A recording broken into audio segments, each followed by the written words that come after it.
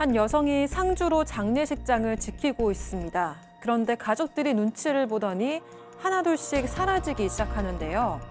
잠시 후 이들은 다른 방에 모여서 부의함을 꺼내듭니다. 이 상주만 모른 채 벌어진 은밀한 작당 모의. 과연 이 가족들은 뭘 꾸미고 있는 걸까요?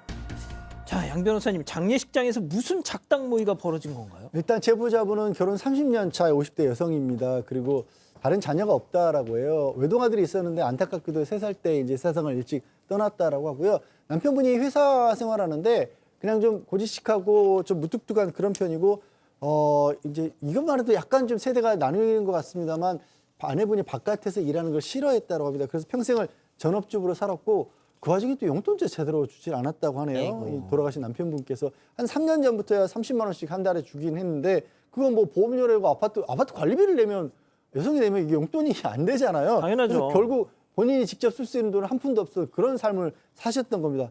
그런데 문제는 지난해 겨울에 남편분이 출장을 가셨다가 모텔에서 갑작스럽게 돌연사를 했다고 합니다. 아, 출장을 갔는데 모텔에서 돌연사를 했다. 뭔가 조금 분위기가. 네, 그리고 좀 충격적인 비밀이 드러나는데요. 여성이 급하게 병원으로 달려갔는데 경찰까지 와 있었습니다. 이 모텔 주인이 112에 신고를 했고 경찰은 좀 범죄 가능성을 알아보기 위해서 와 있었던 건데요. 그런데 경찰이 충격적인 질문을 했습니다. 혹시 남편과 모텔에 있던 여성을 아냐? 이렇게 물은 건데요. 그제야 여성은 남편이 출장이 아니라 상간녀와 함께 겨울바다 여행을 떠났던 걸 알게 됐다고 합니다. 그리고 처음으로 남편의 휴대전화를 이렇게 뒤져봤는데요. 상간녀와의 통화 내역, 메시지 등이 고스란히 남겨져 있었습니다. 그리고 더 충격적인 사실은 기간인데요. 남편과 상간녀는 무려 15년이나 불륜 관계를 이어오고 있었다고 합니다. 아니, 결혼 생활 30년 중에 15년을 불륜을 했으면 거의 절반을. 이거 남편은 왜 그럼 이혼을 안 했답니까? 왜냐면요, 이 상간녀도 유부녀였는데 또 이 여성에게는 3명의 자녀가 있었다고 합니다. 근데요? 그러면서 자기네끼리 이런 얘기를 했대요. 나의 막내 아이가 그 성년이 되는 65세가 되면 꼭 함께 살자. 이런 얘기까지 했었대요. 아, 애들 다 성인 되면 우리 합치자. 네, 그러면서 이런 얘기도 했대요. 남편에게 그 상간녀가 너는 내가 잡은 물고기인데 남한테 뺏긴 거다. 내가 꼭 되돌려받을 거다. 막 이런 얘기도 했대요. 더 정말 처참하게 느껴졌던 건 아내한테는 겨우 용돈 30만 원 줬잖아요. 그 용돈도 아니지만 상간녀에게는 자신의 월급의 70%를 쓰기도 했다고 합니다. 네, 이제 아내가 병원에 도착했을 때 이 상간녀는 이제 집에 간 상태였는데 전화를 했어요. 그래서 불륜을 따지니까 이 상간녀가 뭐 도리어 웃으면서 그래서 나한테 뭘 바라는 거냐 뭐 이렇게까지 나왔다고 합니다. 뭐 증거가 차고 넘치기 때문에 상간자 소송에 지금 들어간 상태라고 합니다. 자, 결혼 생활 30년 중에 그 절반 15년을 불륜 생활을 이어왔다는 건데, 자, 저 이럴 줄 알았어요. 시가 사람들도 다 이걸 알고 있었다면서요. 그렇습니다. 상간녀가 그 상간녀 여성이 홀시어머니가 사는 지역에 있었는데요. 마치 본처인 것처럼 그 시어머니 집에 가가지고 밥도 차려주고 이랬다고 합니다.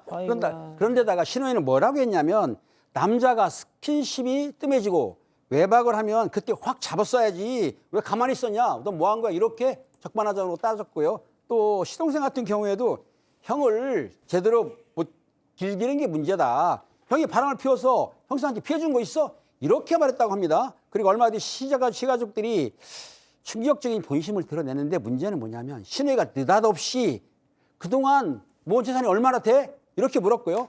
시동생까지 뭐라고 했냐면 혹시 형 명의로 들어둔 사망보험금은 있어요? 없어요? 이렇게 물어봤다고 합니다. 자, 신우이왈. 남자가 스킨십이 뜸해지면 딱 눈치채고 했었어야지. 왜 그걸 못하고 있었어? 오히려 이 아내 사연자 탓을 하더라. 제보자 탓을. 자, 이 시가 사람들의 돈 이야기, 이게 지금 중요한 건데요. 자, 결국 이 장례식장에서, 남편의 장례식장에서 충격적인 일이 벌어집니다. 제보자 여성 얘기 직접 들어보시죠. 상주가 그 부조한 열쇠를 가지고 있는 게 맞다. 근데 아니라는 거야, 자기는. 그런 거 없다는 거야. 부터 알아봤다고 그러면서 그거 열 때도 같이 나를 불러서 같이 보는 앞에서 열어야 되는 건데 아니 나를 부르지도 않고 그래서 쫓아가서 앉았더니 같이 앉아있더라고. 그거 하고 있더라고. 이미 계산을 다 까서. 아니 그 상주 이 제보자가 따로 있는데 왜 자기들끼리 몰래 방 안에 모여가지고 이걸 열어봐? 네, 그러니까 이게 자녀들이 없어서 여성이 상주로 장례식을 치렀는데요. 그런데 장례식이 끝나갈 무렵에 시가족들이 부의함 열쇠를 달라고 얘기를 했습니다. 이게 피를 나눈 가족이 가져가야 한다면서 우리가 다 알아보고 하는 말이다 이렇게 좀 압박을 하면서 얘기를 했다고 허허. 하고요. 싸우고 싶지 않아서 결국 부의함 열쇠를 넘겨줬는데 시가족들이 하나둘씩 자리를 뜨더래요. 그러고서는 다른 방에 모여가지고 여성 몰래 부의함을 열고 부의금을 계산을 했다고 합니다. 이 여성이 화를 내니까 남편의 남동생은 이건 우리 쪽으로 들어온 돈이니까 우리가 가져가는 게 당연하다면서 또 오히려 화를 냈다고 하고요. 심지어 시누이는 남편 직장에 상주의 계좌번호가 아니라 자신의 계좌번호를 전달해서 남편 동료들에게 부의금까지 챙겼다고 합니다. 아, 저도 이렇게 상을 치러 봤지만 빈소 안에서 돈을 이렇게 나누는 건 전 글쎄요. 장례가 설령 나누더라도 장례 다 마무리되고 그럼요. 뭐 심지어 49제 지낸 다음이라든가 이럴 때 이걸 얘기를 꺼내지 상가에서 그런 일을 했다는 게 너무 황당하고 어처구니 없는 일인데 거기서 그치질 않습니다. 이제 자식들이 없었기 때문에 지금 상속을 받을 수 있는 사람은 이 남편의 이제 어머니이신 시어머니가 살아 계시니까 시어머니하고 이제 아내분이 공동 상속을 하게 되는 겁니다. 그나마 이제 상속 비율 자체는 아내분이 더 많아요. 배우자이기 때문에. 아, 그렇죠. 그런데 문제가 이제 남편에게 연금이 있었다고 합니다. 그 가족들이 정하기를 혹시라도 이런 문제가 생긴 거죠. 어머니하고 시어머니하고 며느리하고 같이 상속을 받았는데 시어머니가 돌아가시면 또 이거를 또 상속을 다시 받을 수가 있잖아요. 그런 문제가 있으니까 그 연금을 일시불로 받아서 나눠 갖자라고 했다는 겁니다.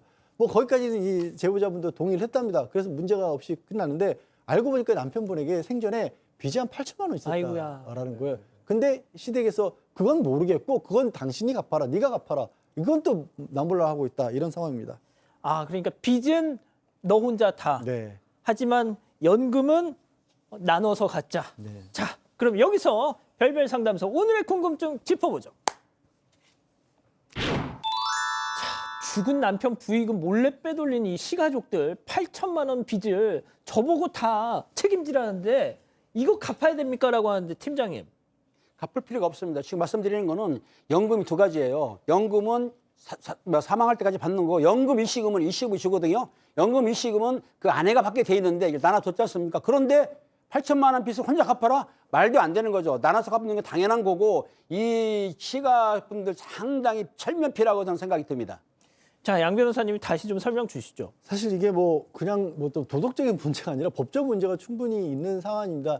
일단 부의금 같은 경우에는 올 때 어떻게 나누는 거냐면 장래에 쓴 다음에 남은 금액을 상속인들끼리 나눠 갖는 거예요. 지금 저 시누이라든가 형제 자매들은 받을 권리가 없습니다. 이건 횡령이라고 볼 수 있는 그런 상황이 될 수 있는 거고, 그다음에 이 상속이라고 하는 거는 많이들 흔한 오해하기도 하기도 했는데요.